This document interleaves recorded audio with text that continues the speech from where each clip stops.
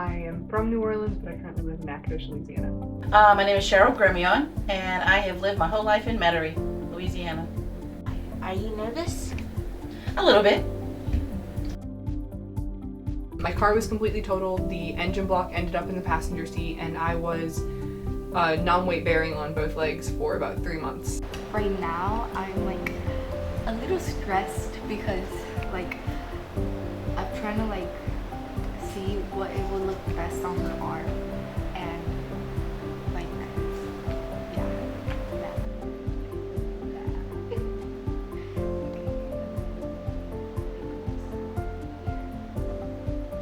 Like, come on, and she shoved me from the back, and my leg happened to cut on the metal bar. What part is making you stressed, like, other than her arm? Anything else? like the coloring of the, like mixing the coloring. So whenever I get a cut, even if it's, whatever, just a tiny cut, the white blood cells continue to attack, and so it forms what is called a keloid. I had a fractured tibial plateau, so basically my kneecap was broken. My ankle basically annihilated, like I can't even list all the different little bones that were broken because there was a lot. My hand was broken, my shoulder was broken. I have a scar on my face because the glass cut my face. I have a tiny scar above my eyebrow because, again, glass cutting my face. And my other shoulder was dislocated.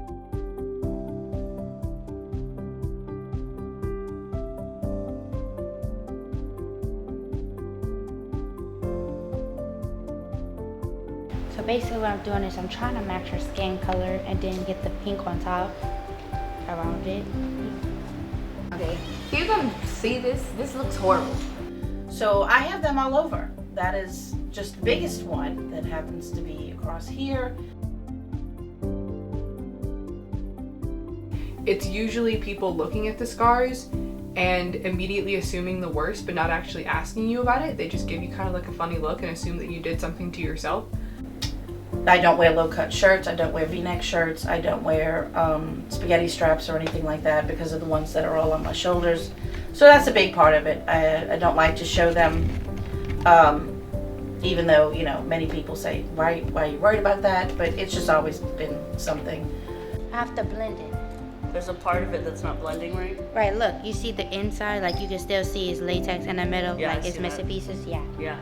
It helped me really think through a lot of the relationships I had with people. So for example, people who I thought were like my best friends in the whole world basically were like, oh, you're an hour away in the hospital, like I'm not gonna come see you. But people who I hadn't spoken to in years got in their car and drove 3 hours the day they found out to make sure I was okay and alive.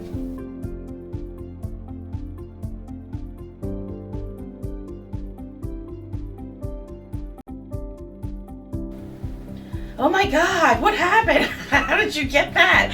And you try not to go through the whole story because it did start with one little tiny scar right here on my leg, and it just goes from there, This is definitely progress. Now, I also want to point out some more progress I see here. Do you see the shading changes here? That's really nice. So you are making progress. You are. Does it feel like you're making progress? No, it looks the same. All right, so how do you feel about it, Regina? Oh my God, this is a lot of work, a lot of mixing, rubbing, a lot of shaping and everything. All right, Regina, tell us where we're at and what we're doing. Okay, so basically I'm putting the latex on the skin first, and I'm gonna let that dry and try to get my creams. Right, but also literally, where are we at? Oh, we're at a park And why are we at a park? because this is the only place I could do it. No, because you weren't happy with your last product No. and you wanted to try it again. So we met up on our free time, and the park is the way to go. So I had to use like 3 different pinks, and you put white in it to get this kind of color. Well, not this color. To find the actual right color.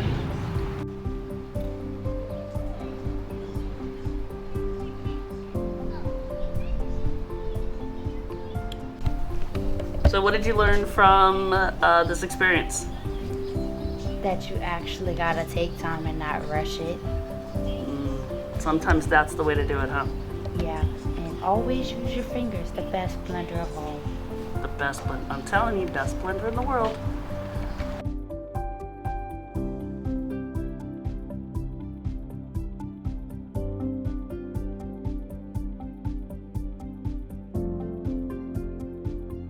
Oh, she's in 6th grade? Yeah. And she did this? Yeah. Yeah, she did. And you Oh can my scroll, God. there's 3 or 4 pictures for you to look at. She did really good. Yeah. Okay, so how does it feel seeing your injury recreated? I think it's really cool. Considering the angle that the picture was taken at, it's really bad, and she did a really good job capturing like the shape and the colorage without a good reference. And like she got the rest of the bruise really well, even though you can't really see it on the camera that good. She did really cool. That's really cool. How it feels to see the recreation being useful for somebody else's creation? And it makes me feel that at least somebody got some benefit out of it. Like, even if I didn't, somebody did, which makes me feel happy. So I'm glad mine's not that pink. Yeah, and it's a weird shape. You know, it's not squared off. It kind of tapers down on both ends. But that red side, yeah, that's red like that all the time. Or how does it feel? Well, I don't feel as alone. Like maybe somebody else. I know there are lots of people out there that do have scars and things. I wish I had the courage they had, and I don't.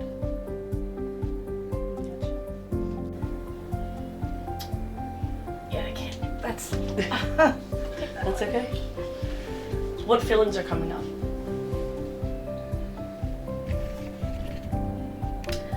like I said. I know there's other people, but I just can't be that brave. That bothers me. That I should. And my daughter tells me all the time, you know, you're beautiful. Just do it, and don't worry about what other people say. But I can't. That's, you know, I'm old. I'm old school, you know, so I do worry about what people say. I think the fact that you allowed us to do it and then allowed yourself to be on camera here says that you're a lot braver than you think you